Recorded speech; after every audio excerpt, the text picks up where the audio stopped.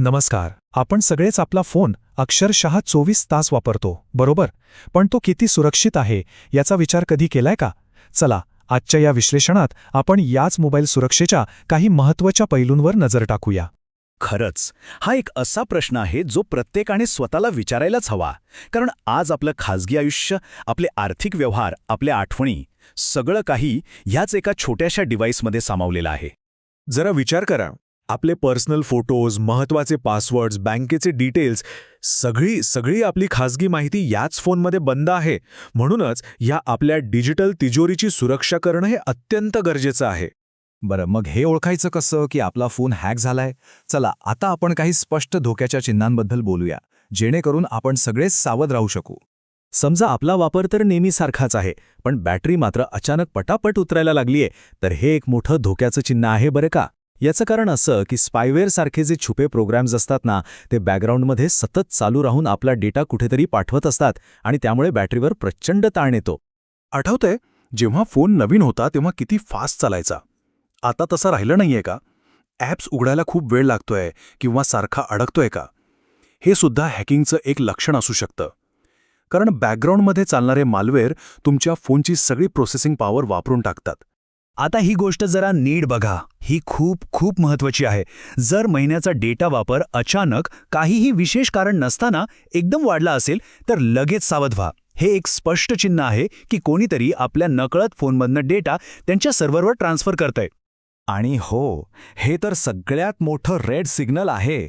जर फोनवर असे ॲप्स दिसले जे आपण कधी इन्स्टॉलच केले नाहीत, तर समजून जा की धोका खूप मोठा आहे. याचा सरळ अर्थ असा होतो की आपल्या फोनचा कंट्रोल दुसऱ्या कोणाच्या तरी हातात असू शकतो. असं काही दिसलं ना, तर एक क्षणही वाया घालवायचा नाही.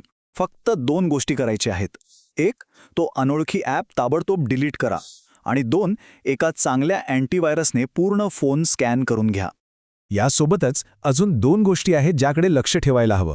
पहिलं म्हणजे काहीही न वापरता फोन उगाच गरम होत असेल तर बॅकग्राऊंडमध्ये नक्कीच काहीतरी गडबड आहे.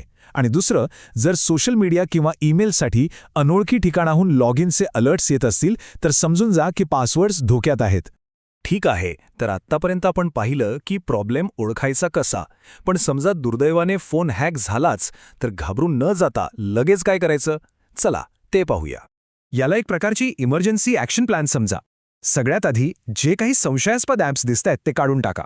त्यानंतर तुमचे सगळे महत्त्वाचे पासवर्ड्स बदला. हो, सगळे. मग बँक खाती नीट तपासा आणि शेवटी सगळ्यात महत्त्वाच्या डेटाचा बॅकअप घेऊन फोनला फॅक्टरी रिसेट करा. हे सगळं करताना अजिबात दिरंगाई करायची नाही. आता हे बघा, इथे 2 गोष्टी आहेत.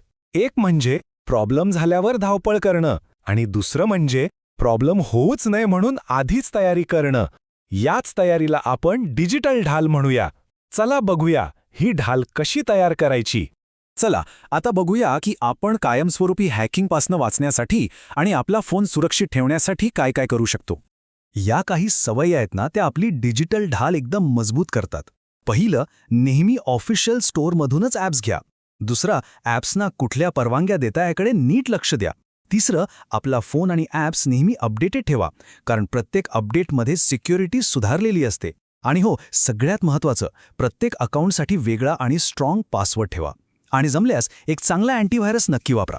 बरं, एवढं सगळं ऐकल्यानंतर या सगळ्याचा निष्कर्ष काय? सगळ्यात महत्त्वाचा एकच नियम कोणता? हे एक वाक्य आहे, ते कायम लक्षात ठेवा. सुरक्षितता ही चैन नाही, ती एक गरज आहे. आजच्या जगात ही खरंच चैनीची गोष्ट राहिलेली नाहीये, ही एक मूलभूत गरज बनली आहे. चला, मग जाता जाता एक शेवटचा पण सगळ्यात महत्त्वाचा प्रश्न. हॅकिंग टाळण्याचा सगळ्यात बेस्ट मार्ग कोणता असू शकतो? याचं उत्तर खूप साधं आहे, पण तितकंच महत्त्वाचं. ते म्हणजे नेहमी सतर्क राहणे आणि सुरक्षित डिजिटल सवयी आपल्या अंगी बाणवणे. हीच आपल्या डिजिटल सुरक्षेची गुरुकिल्ली आहे.